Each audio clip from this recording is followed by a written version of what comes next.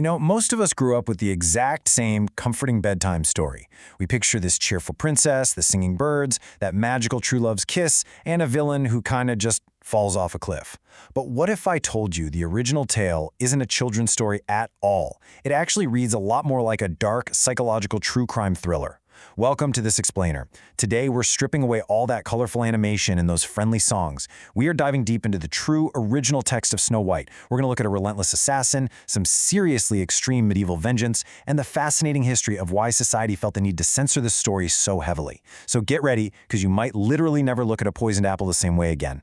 Okay, let's dive right into this. The original story kicks off with a scene that feels straight out of a classic film noir script. We aren't greeted with a sunny, happy morning, right?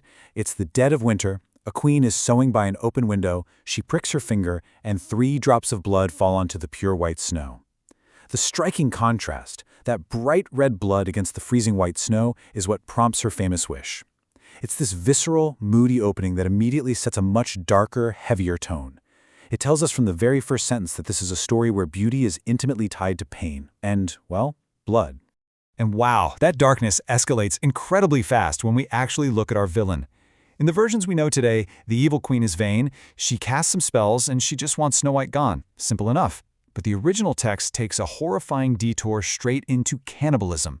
When the queen hires the huntsman to act as her personal hitman, her instructions aren't just to kill the girl. No, she demands he rip out Snow White's heart and bring it back as proof. And when the huntsman brings back the heart of a wild boar instead, the queen doesn't just put it in a box. She salts it, she boils it, and she eats it for dinner, fully believing she is consuming the flesh of her 7-year-old stepdaughter.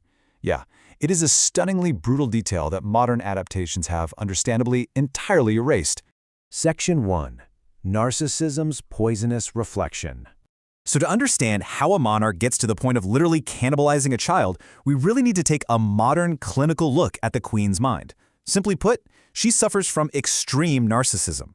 To break it down simply, think of her self-esteem like a balloon with a slow leak. It constantly needs to be blown up by other people's compliments just to stay inflated. That magic mirror? It isn't just a magical object, it's her daily medication. Hearing, "no one is more beautiful," is the single thing keeping her fragile mental state from completely popping. So, the absolutely crucial point here is what happens when that daily validation is taken away. When Snow White turns 7 years old, her beauty finally surpasses the queen's. The Mirror reports this fact, and boom, we witness a rapid, clinical deterioration of the queen's mental state. First, she develops severe insomnia. The text explicitly notes she physically cannot sleep because her jealousy just consumes her. Then her paranoia drives her to hire that huntsman. And when she discovers he betrayed her and Snow White is actually still alive, she completely snaps. Her ambition mutates into a deadly, all-consuming obsession. Section 2. Silk, Comb, and Apple. Now, what's really interesting here is the sheer persistence of the queen. We all know the famous poisoned apple, right? But that was actually her 3rd attempt. The queen personally hikes deep into a dangerous forest 3 separate times to carry out these hits herself. First, she disguises herself as a peddler and violently strangles Snow White with a silk bodice lace until the girl collapses, entirely breathless. Luckily, the dwarves save her. Second, the queen returns and brushes Snow White's hair with a highly toxic comb, dropping her to the floor again. Only after the dwarves revive her that 2nd time does the queen resort to the incredibly calculated, half-poisoned apple trick, eating the safe half herself just to earn the girl's trust.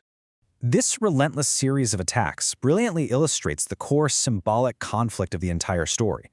You have the queen's dark, Machiavellian ambition directly clashing with Snow White's pure, unquestioning innocence. And honestly, it highlights a fatal flaw in the princess. Despite nearly being murdered twice, and despite explicit warnings from the dwarfs to never, ever open the door, Snow White's naive, trusting nature compels her to keep opening that door to strangers. It's a fascinating dynamic. It's like the unstoppable force of pure malice meeting the immovable object of absolute naivete. Section 3. Glass Coffin and Awakening. After that 3rd attack with the apple, the dwarfs are unable to revive her, so they build a transparent glass coffin and place her up on the mountain. Now, I want you to pause for a second and think about the ending we've all been sold. Pop culture and modern movies have firmly planted this idea in our heads that a beautiful, magical, true love's kiss is the ultimate cure for dark magic. But if we go back to the source material, is that what actually happened? Not at all. The unromantic truth of the original text involves 0 magic and absolutely no kissing. A prince passes by, becomes infatuated with the beautiful girl in the glass box, and essentially buys the coffin from the dwarfs. As his servants are carrying this heavy glass coffin away on their shoulders, one of them clumsily trips on a stone or a root. That sudden jolt violently shakes the coffin, and the physical force literally dislodges the piece of poisoned apple right out of Snow White's throat.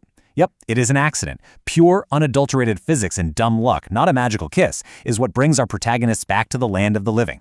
And right after she wakes up and coughs out the apple, the prince proposes marriage and she accepts, which brings us to this incredibly shocking number. Throughout this whole ordeal, the original text explicitly states her age. When she accepts this marriage proposal and begins planning her wedding to the prince, Snow White is still only 7 or 8 years old. Yeah, this jarring detail is a massive departure from our modern sensibilities, and it's honestly one of the primary reasons the story had to be altered so heavily over the centuries. Section 4. Vengeance. Red-hot iron shoes. Let's see how this all builds to the climax. Modern animated versions give the evil queen a rather passive demise, right? She usually just falls off a cliff in the rain, maybe chased by lightning, but the original tale? It has a brutally dark, active ending that reflects a very different era of justice. The queen attends the wedding, realizing too late that the bride is actually her stepdaughter. But she isn't just arrested. She is subjected to a savage, calculated punishment. A pair of iron shoes are placed into a blazing fire until they are glowing red hot. They're brought out with tongs, and the queen is physically forced to step into them. Then she is forced to dance in these burning iron shoes at the wedding reception until she drops dead on the floor. It is a horrifying conclusion, for sure, but it perfectly reflects the harsh medieval justice and the cultural context of the authors, where villains had to suffer visible, excruciating agony just to balance the moral scales of the universe. Section 5. History of Fairy Tale Censorship. So how in the world did we get from boiling organs and red-hot iron shoes to singing animals and magical kisses? Well, the systematic sanitization of the story is glaring. If we look at the original tale versus what we know today, it's night and day. The original features cannibalism, the modern version deletes it entirely. The original has 3 distinct violent murder methods: strangling, poisoning, choking.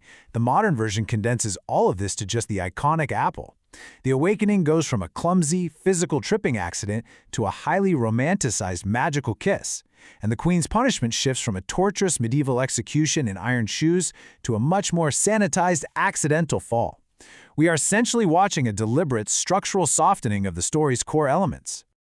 We can see this transformation clearly when we map it out step by step, almost like a time tunnel. Step 1. We have the original bloody text rooted in medieval folklore.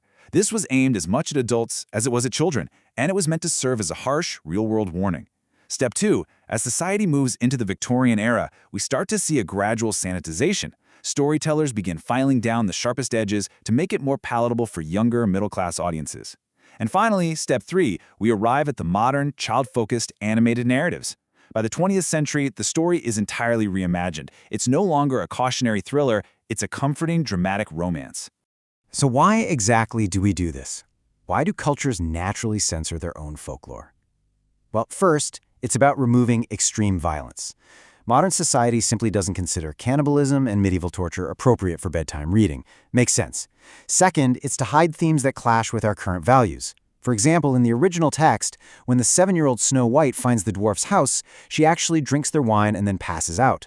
Today, we replace that with her cheerfully sweeping and cleaning their house. Ultimately, the goal is to filter out those dark, film noir elements to create a softer, simple, and dramatic narrative that aligns with our modern sensibilities about childhood innocence. But I really want to leave you with a provocative thought as we wrap up this explainer. The original tale of Snow White wasn't meant to comfort us. It was meant to warn us.